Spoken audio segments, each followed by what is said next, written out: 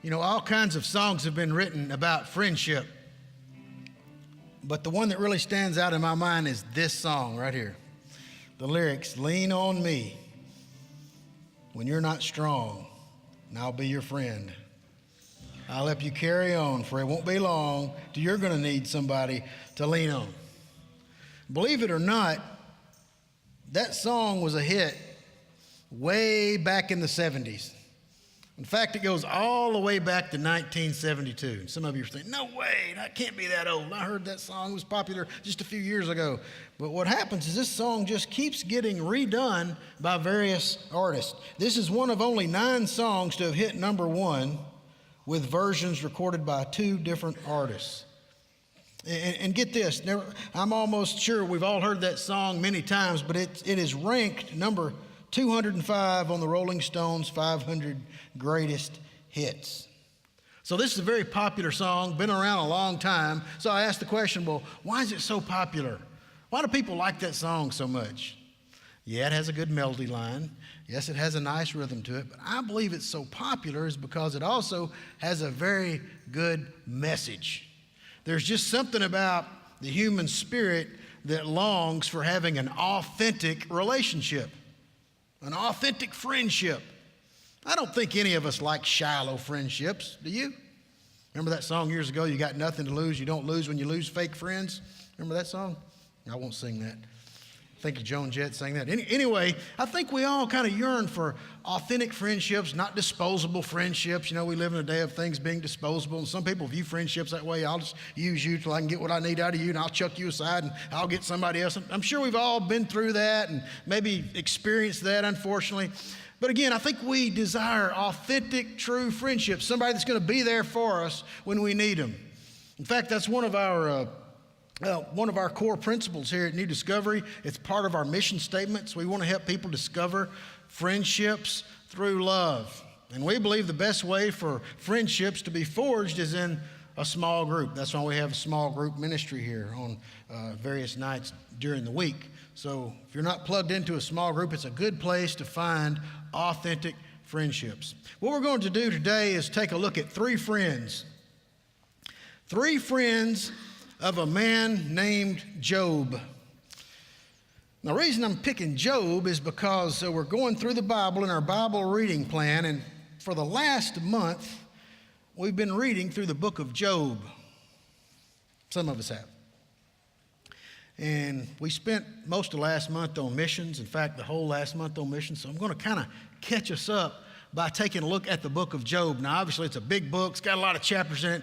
But what I want us to do is kind of zero in on 3 friends of a man named Job. I think we can learn a lot from these guys. Job chapter 2, verses 11 through 14. Let's take a look at that. Job chapter 2, verses 11 through 13.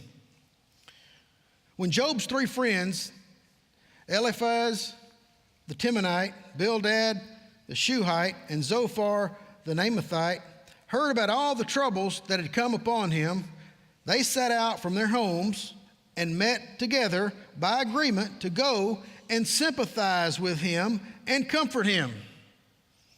When they saw him from a distance, they could hardly recognize him. They began to weep aloud, and they tore their robes and sprinkled dust on their heads. Then they sat on the ground with him for 7 days and 7 nights. No one said a word to him because they saw how great his suffering was. So here we find 3 friends of Job. Their names are somewhat unusual. Eliphaz, Bildad, and Zophar.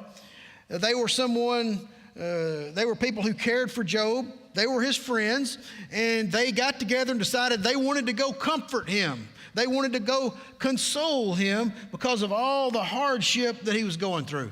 Now, in case you're not familiar with the book of Job, let me kind of hit the high points and tell you what all had happened to Job. I mean, calamity had befallen this man like no one else in Scripture, as far as I can tell. I mean, it was as bad as it got. Job was a wealthy man, had a lot of blessings in his life, and then all at once they all came crumbling down. For example, a marauding tribe, kind of a gang, sweeps in and takes away 500 oxen, 500 donkeys, and kills his servants or his employees. Then fire falls from heaven, probably in the form of lightning, and it strikes and kills Job's 7,000 sheep and more employees. Then another enemy tribe comes and takes away Job's 3,000 camels, and again kills more of his servants. So he's lost 3,000 camels, 7,000 sheep, 500 oxen, 500 donkeys, and again, all these servants to go with it. So his stock market has literally crashed. He's gone belly up. He's bankrupt. And as if that wasn't enough, while Job's 7 sons and daughters are all together in a house having some kind of a feast, a wind hits the house, maybe a tornado, and the house collapses and kills all 7 of them. So not only has he lost all his stock, now he's lost his children. And as if that wasn't enough, Job contracted a terrible disease which affected various parts of his body. And as I survey the book of Job, let me kind of give you a description of his physical maladies. We are told that he had running sores infected with worms. His sores produced scabs that peeled and turned black. His eyes became red and swollen. He became disfigured and had a revolting appearance. He became excessively thin. Job 19:17 mentions he even had foul breath. He had diarrhea, fever, chills, nightmares, couldn't sleep at night. This unrelenting illness affected him for months. It was so bad that it reduced Job to living on the outskirts of town, to sitting in a pile of ashes and scraping his old sores with broken pottery. So Job was just a man that was totally devastated. Lost his wealth, lost his family, lost his health, everything. And our text tells us that when this calamity befell him, his friends heard about it, his 3 friends, and they go to sympathize with him. They go to comfort him. They go to be there for him. Man, at this point, the friends are looking good. All 3 of them. You need friends when you're going through something like Job went through. So these friends got together and decided to go comfort him, and that's what they did. They began to make their way to Job, but they could see Job from a distance before they got to him. And man, they could tell something was bad wrong with Job. He's thin, he's gaunt, he's got these scabs all over him from the soles of his feet to the top of his head. He's just sitting in this ash heap, scratching himself with this pottery. And as they get closer and realize it's their friend Job, they reach and rip their garments. Out of distress, they begin to take dust and throw it up under their hair. That was their way of showing distress back then. I mean, they're feeling terrible for Job as they get closer and closer and just see this terrible, humiliating condition that he's in. You see, there's one question that stands behind the entire book of Job, and that is, why do bad things sometimes happen to good people? Now, that's kind of the question behind this whole book. And as these friends see what Job is going through, they begin to put 2 and 2 together in their own mind, and they decide what's wrong with Job. They decide what's happened to Job. They decide why he was going through that. So they kind of had I'm going to say they had a very simplistic theology. But before we get to that, they eventually get there where Job is, and they sat down there with him for 7 days and 7 nights, and no one says a word.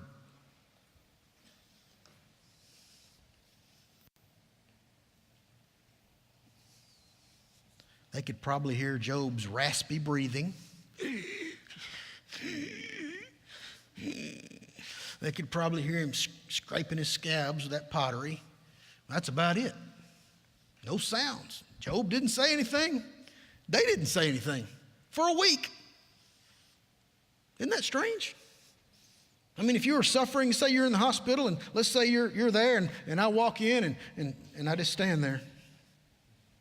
Don't say anything.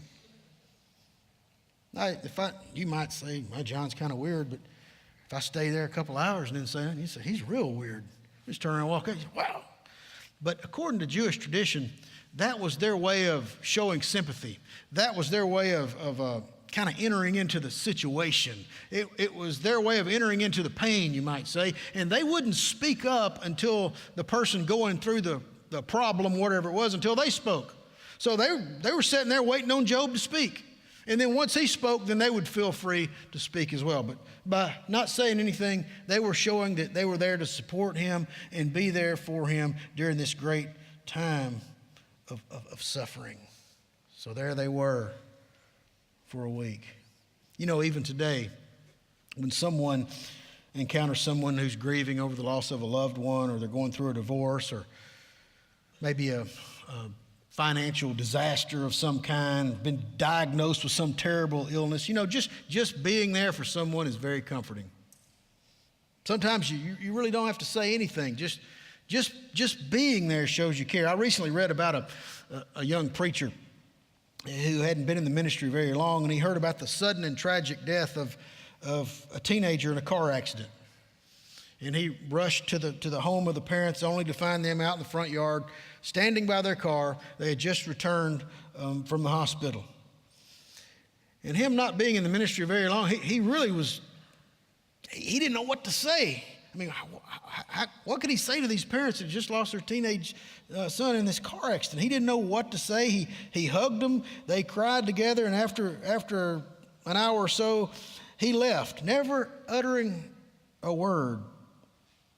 And for weeks, the young preacher felt like he had failed in the ministry because he just couldn't find the right word to say. But several weeks later, he received a card in the mail, and the card was thanking him for his comfort, and they thanked him for being there with them that day, and they even thanked him for not saying anything, just being there to share their grief. You see, it's not so much what you say to someone to comfort him.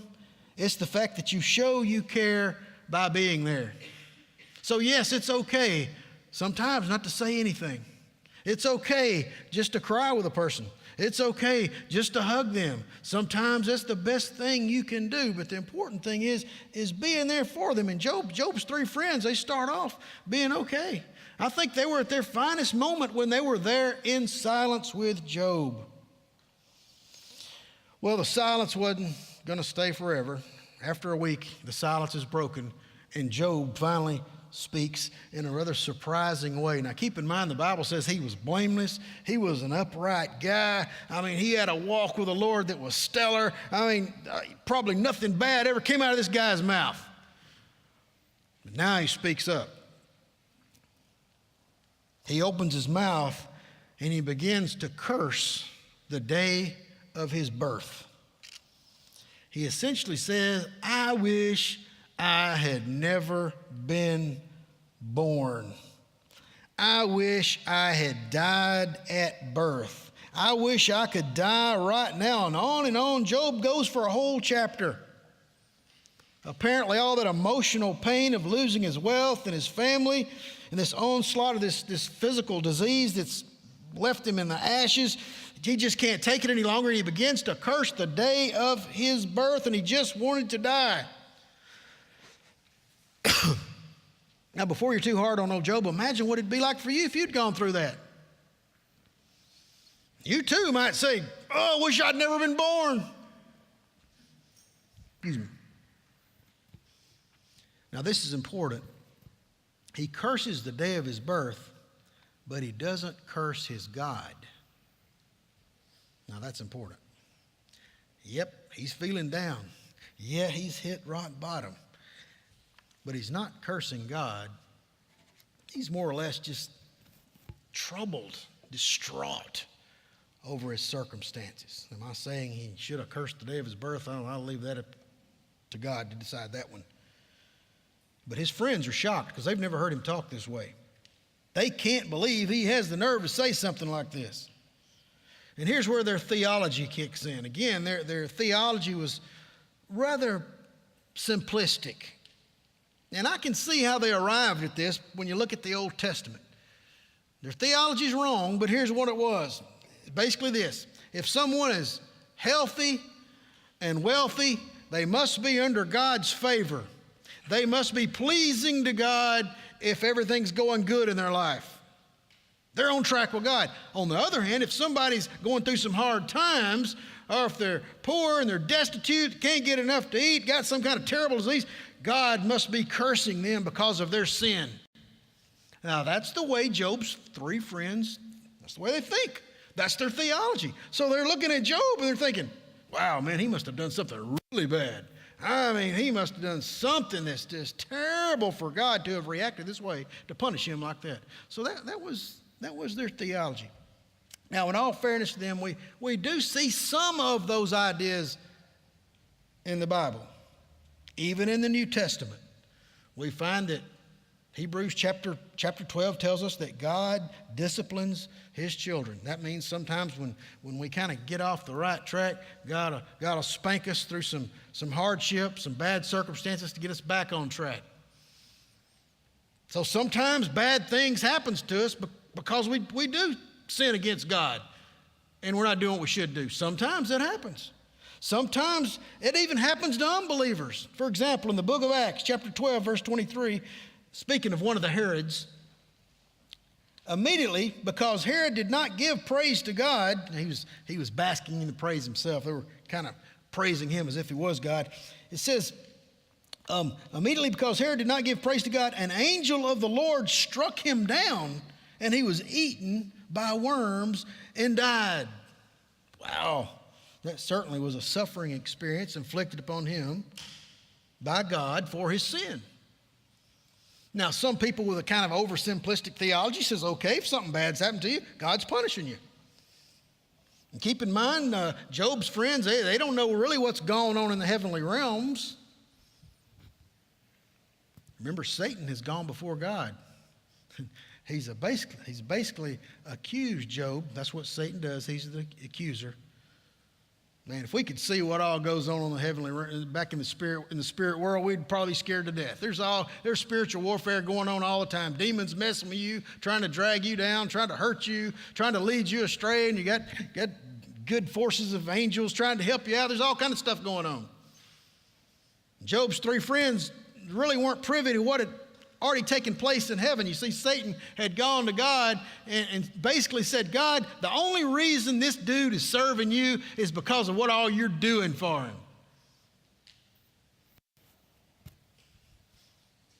And then he says, just let me have him for a while and he'll curse you. Watch and see. In other words, Job will not serve you for nothing. He's only in it for what he can get out of it. He only comes to church so you'll do something good for him during the week. He only comes to church so you get him out of a jam. He only comes to church so you help him get some bills paid. He's only coming for good luck, basically. He will not serve you for nothing.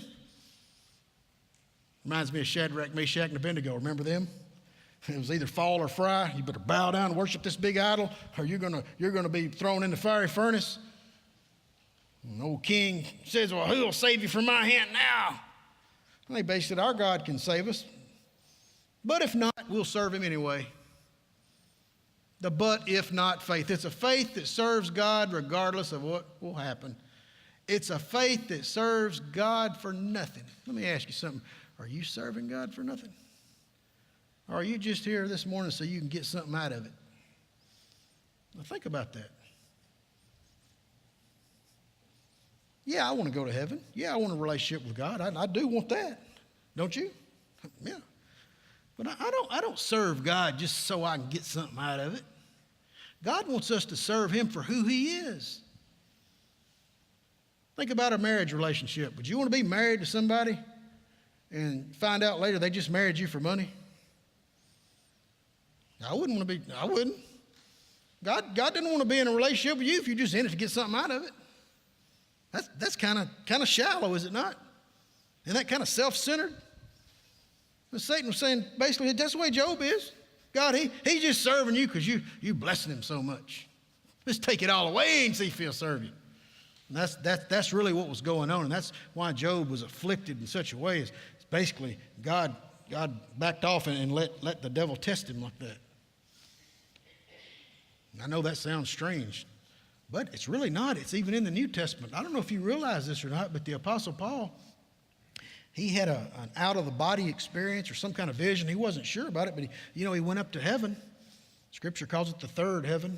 Went past air and atmosphere and outer space and heaven where God was, and he saw all kinds of things and heard all kinds of inexpressible sounds. In fact, he saw so much that apparently when he came back to earth, he would have the big head. Just because, man, he'd seen so much and heard so much, he had a spiritual high like nobody's ever had practically. So what happened? A messenger from Satan was sent to him to torment him, to keep him from getting puffed up. It's the proverbial thorn in the flesh, whatever that was. I don't know what it is. But sometimes things happen to people. It's the devil messing with people. They can inflict injury upon us. They can mess with us. Now, they can't take us away from God against our will. They can't possess us, I don't believe, because we have the Holy Spirit living in us, but they can mess with us. They can tempt us. They can afflict us. And that's what we see happening here in the book of Job. But Job's friends, they don't realize that. They just say, okay, he must have done something terrible and sinful, and that's why he's cursing the day of his birth. That's why all this terrible stuff has happened to him. So let's take a brief look at Job's three friends and look at what they say to him. First is Eliphaz. He speaks. He rambles on for several chapters. He basically tells Job he should practice what he preaches. In other words, cheer up, Job. You comforted others in their grief. Now take your own advice. He goes on to even tell him, you reap what you sow, suggesting that it was Job's fault. He was now sick and being punished. He closes his speech by telling Job to seek God and submit and accept correction. Then God would bless him again. He tells Job that he bases this advice on observing life, looking around and seeing how things work out. He said, Job, I know that's what's going on with you. You're just reaping back some of the bad stuff you've sown. Next, Bildad speaks. He basically tells Job that God is a just God and that the reason he's suffering is because, again, he sinned and his children must have sinned as well. Your children are dead, Job, because they must have been guilty of something. In essence, Job, you and your family must have violated God's standard of justice. Now you got to pay for it. Don't look to God, Job. Go look in the mirror. Trust me on this, Job. Those who have gone before us have figured all this out. Is it not written in our Proverbs? Next comes Zophar. He speaks up. He essentially says, Job, God punishes sins and gives people less than they actually deserve. In other words, Job, you should be suffering even more right now than what you're going through because of what you've done. Yes, Job, things could be much worse. Trust me, I am basing this advice on the wisdom that I've obtained over the years. Now, this dialogue between Job and his friends goes on throughout much of the book of Job. Kind of process all that. He's sitting in the ashes, covered in these sores. He finally speaks, cursing the day of his birth. They're shocked, so they're going to put Job in his place. And his three friends who have come there to comfort him and console him really began to try to explain to him why he's going through all this hardship. Now, how do you suppose Job feels? We know he feels terrible from his suffering, but how do you think he feels emotionally as his three friends try to figure out why he's going through what he's going through? They came to comfort him.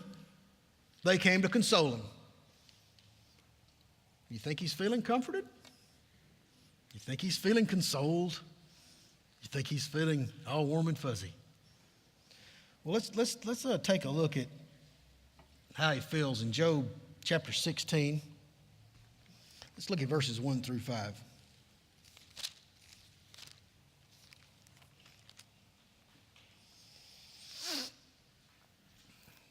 Then Job replied, I have heard many things like these. Miserable comforters are you all. Will your long-winded speeches never end? What ails you that you keep on arguing? I also could speak like you if you were in my place. I could make fine speeches against you and shake my head at you, but my mouth would encourage you. Comfort from my lips would bring you relief. How do you get the feeling that how do you think he feels here? Man, I don't get the feeling he feels comforted at all. In fact, he kind of resents their long-winded speeches and trying to figure out what all these guys are saying. Man, as has been said, with friends like these, who needs enemies? In the end, they end up adding insult to injury with their explanations on Job's suffering. Instead of comforting him, they ended up really condemning him, if you think about it. It would have been much more comforting if they would have just kept their mouth shut and just sat there in the ashes with him. You see, suffering people need love, acceptance, encouragement, not arguments, not explanations, and certainly not accusations. I came across something that I thought was very interesting and very practical too. It's called 10 bloopers people make at the hospital. In other words, if someone's sick and you go to visit them in the hospital, it's 10 bloopers. Number one, this is what some people say. Let me know if there's anything I can do to help you. Then please wait around for the answer. 2, why didn't you call and tell me what you needed? Because I couldn't get my head off the pillow. That's what they're thinking. 3, this must be God's will for your life. Oh, did he tell you that? I know what you must be going through. You've lost your hair too? Remember, time heals all wounds. Hope that isn't why time has no end. 6, so what are your chances? Better than yours for Encourager of the Year. 7, things could be worse. Please don't elaborate. 8, look on the bright side. I would if I knew what it was. 9, you have the same thing as my aunt, but she died. Thank you so much for sharing that. 10, it's so wonderful that you will see Jesus before the rest of us. Don't be so sure. Romans chapter 12, verse 15 tells us as Christians, rejoice with those who rejoice and mourn with those who mourn. So when we are around people who suffer, we should empathize with them. We should try to enter into their suffering with them. We should be careful not to make the mistake of Job's friends and try to figure out and explain their suffering. Really, when someone's going through something, they don't want you trying to go in there and playing psychologist. They don't necessarily want you to try to unwrap, try to figure out why they're at that point. They just want to know that you care and you're there for them. For example, you would not want to say to someone who's going through a divorce, cheer up, there's more fish in the sea. Or if a mother has a miscarriage, you would not want to say, you'll have other children. You have your whole life ahead of you. You wouldn't want to say to a person who has cancer, that nicotine finally caught up with you, didn't it? Or you wouldn't want to say to someone who's having liver issues, saying, you shouldn't have been drinking all those years. Or you wouldn't want to say to somebody who's had an amputation due to diabetes, saying, I shouldn't have been eating all that sugar. You don't want to say things like that. Even if some of these things are true, it does not bring any comfort when you stop and try to figure out what it is. Because really, be honest with you, you really don't know why they're going through that. And they don't really want you to try to figure it out. They want you to enter into it and comfort them. Several years ago, by the way, I've made just about all these mistakes, so I'm not Mr. Perfect. Several years ago, my stepmom got Lou Gehrig's disease, ALS, and that's a terrible disease. I describe it as Alzheimer's in reverse. You keep your brain, but everything else wastes away. Anyway, she had it for some time, and they lived in Mobile. Her and my dad lived in Mobile. I'd go down and visit, and, I'd talk on the phone, and my dad was telling me about how bad it was and all this. And so I went down and visited and spoke with her. I was just amazed at how I'd never been around anybody with ALS. So I was amazed at how sharp she was, how lucid she was. And she didn't look that bad. I mean, but I knew she was having trouble getting around. And so when I talked to her, I just went on and on talking about how nice she looked and how sharp she seemed. And I was trying to be, all encouraging and focusing on the positive. Well, a few months later, my dad calls me and just chews me out for not having any compassion. Apparently, they had been stewing for months. And I cared, loved her, and I loved my dad, and I was like taken aback. What in the world are they talking about? You see, I made the mistake of not acknowledging the pain. All I was focusing on was the positive. You see the mistake I made? I didn't acknowledge what she was going through like she wanted me to.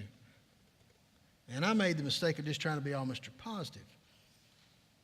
You see, to encourage someone, we need to be there with them and try our best to empathize with them. So let's all be careful and not make the mistake of Job's friend and Job's friends and come off as uncaring and unsympathetic when we're around other people that suffer. I'll close with this. It's a reading that I came across from a lady who suffered with cancer. My first friend came and expressed his shock by saying, "I can't believe that you have cancer. I always thought you were so active and healthy." He left and I felt alienated and somehow very different. My second friend came and brought me information about different treatments being used for cancer. She said, "Whatever you do, don't take chemotherapy. It is poison." So she left and I felt scared and confused. My third friend came and tried to answer my whys with the statement, "Perhaps God is disciplining you for some sin in your life." He left and I felt really guilty. My fourth friend came and told me, "If your faith is just great enough, God will heal you." She left and I felt my faith must be inadequate. My fifth friend came and told me to remember that all things work to the good of those who love the Lord. He left and I felt angry. My sixth friend never came at all. I felt sad and all alone. My seventh friend came and held my hand and said, "I care. I'm here. I want to help you through this." She left and I felt loved.